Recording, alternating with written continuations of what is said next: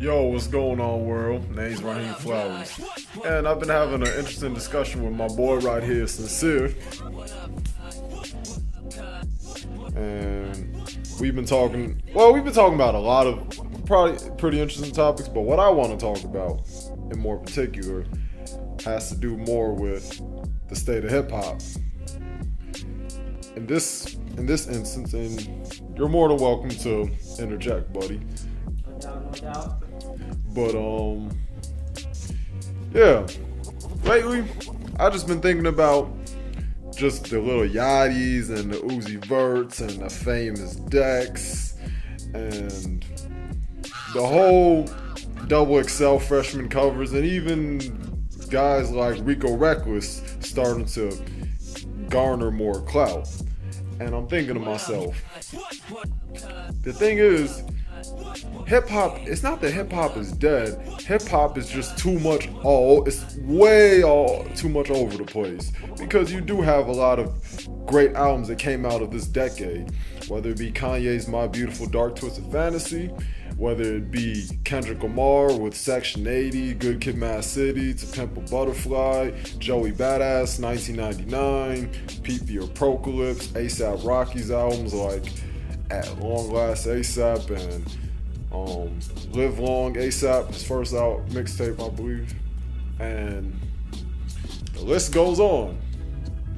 Problem is, it's too much coonery being exposed in this day and age. In the 90s, they were not the face of hip hop. You had your Vanilla Ices, yes, and people would say, well, you had MC Hammer and you had NWA, but even with their music, a lot of it was feel good. You don't hear them just ego stroking each other like you do these days.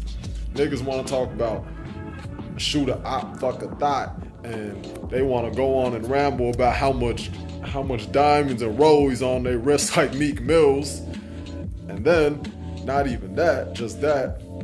There's not anything positive behind it. And you know, my boy Sincere, he believes that Wiz Khalifa's one of the few rap figures in this day and age who do exude that positivity.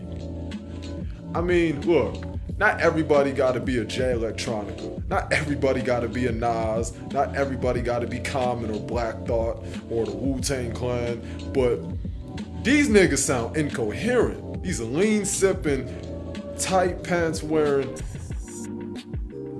dyed colored dread having motherfuckers who DJ Academics loves to give clout to. These have become the face of hip hop, and I'm glad that Ninth Wonder brought that shit up. I saw it on a Facebook video. So when people say hip hop is more diverse, fuck out of here with that bullshit. Hip hop is scattered. Hip hop has so much subgenres that it's created somewhat of a monster. Not even somewhat, a monster that cannot be controlled. You have a headless. People use their heads as much as a scarecrow. That's what it is these days.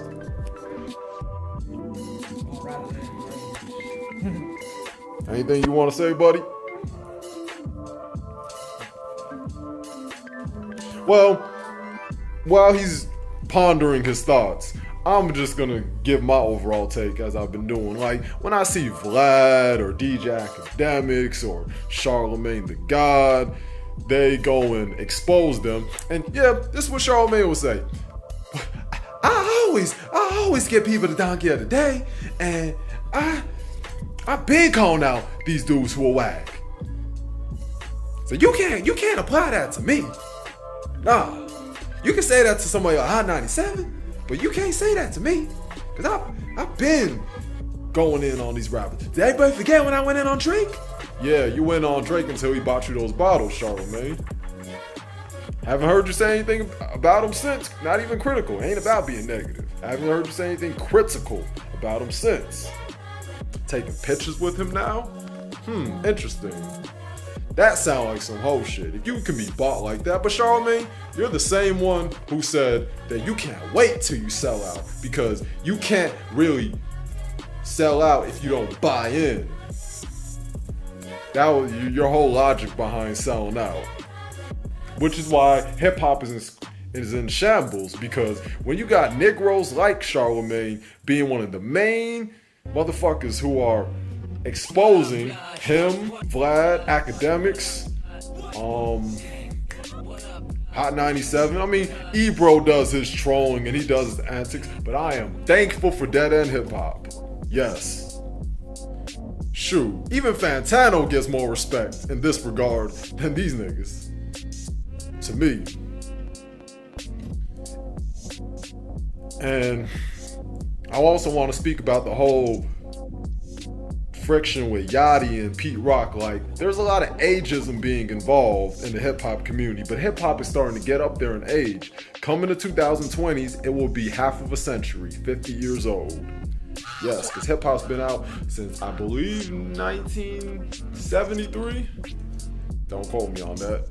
But hip-hop has been around way before me, way before my buddy, and it's going to be around way after me and my buddy, because hip-hop, it matches up, it blends in with other musical genres. Whether we want to talk about metal, DJ Shadow has sampled metal, whether we want to talk about funk and soul, and jazz, which is heavily prevalent in hip-hop, or if we even want to talk about just people doing their covers and playing random instruments. Even I've sampled a Korean girl who made a flute in 2012, and I made it in 2013. And honestly,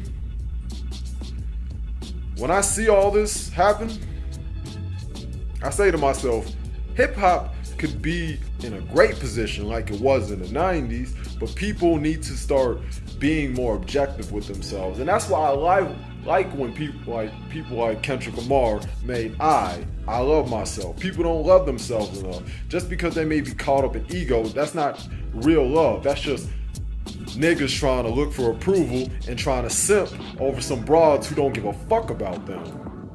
They'll suck your dick 1 minute and then they're gonna set you up the next. Yup. That's not the lifestyle to live though.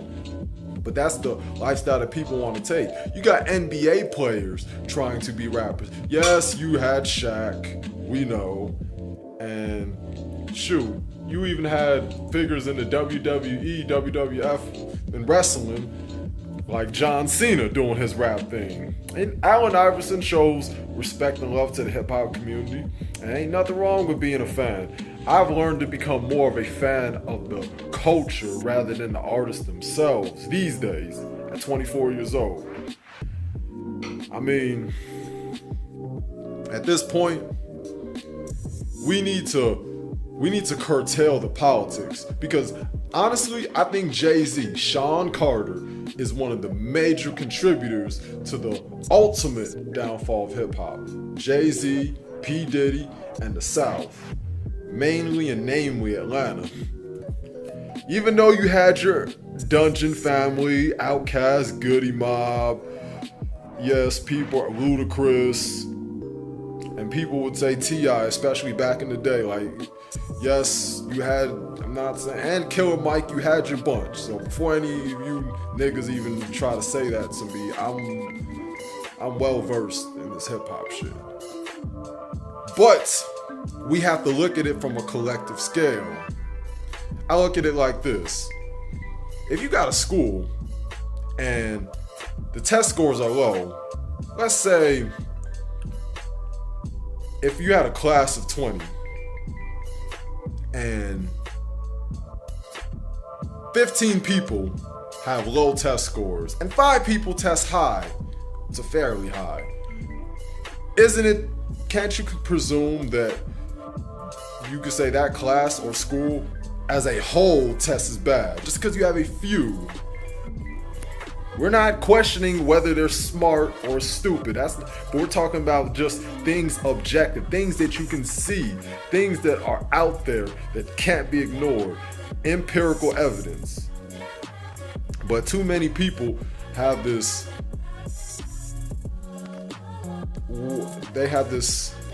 confirmation bias. Not even confirmation bias, but they're too caught up in their ways. Well, yeah, I guess. But that's the point I'm trying to make. Everybody wants to be on that real hip hop, man. I only fuck with real hip hop like KRS-One and Rakim and Cool G Rap and DJ Hurt. Cool Hurt. And I only fuck with the 90s hip hop. I only mess with like Nas or LL Cool J or Biggie and Tupac and Mobb Deep. And then you got them niggas who's them lean sipping, them crunk. I like to get turned up, get fucked up in the club. Yo, hey, where that Jeezy at? Where that Yachty? Where that Uzi Vert? Where that famous Dex at? Where that Keith? Where that, like, that bullshit. Where that Wayne? Where that Young Thugger at? Ooh, like, I mean, I think people who claim to be hip hop heads and fans, I mean, you do have to have a certain amount of knowledge. I'm not saying to love and appreciate the genre, but if you want to keep yourself well embedded in it and you want to put a timestamp on what you do and contribute to the culture, you have to have your knowledge on it. Isaac Newton, he couldn't be who he is if he did not study physics. No. And George Washington Carver, he couldn't be where he's at if he didn't study within his own profession. As a scientist, as an architect of some sort, as an inventor.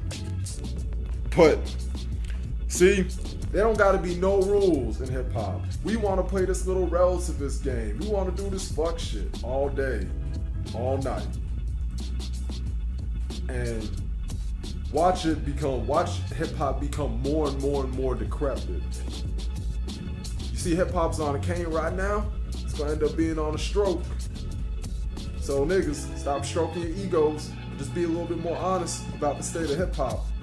And stop just being so stuck in your ways. Both the real hip hop fans and the turn up niggas. So, you got anything to say, Sincere? Alright. Well, I'm pretty much gonna end the video here, but it's probably gonna be another continuation. Shit. I'm gonna try to get in contact with Academic, see if I can have a discussion with him. And then we're gonna see how that transpires. Till then, we're gonna leave it to where it's at for now. Shout out to Dead End Hip Hop, shout out to Big Quint, and even you could pay some respect to Vlad. Alright, peace out.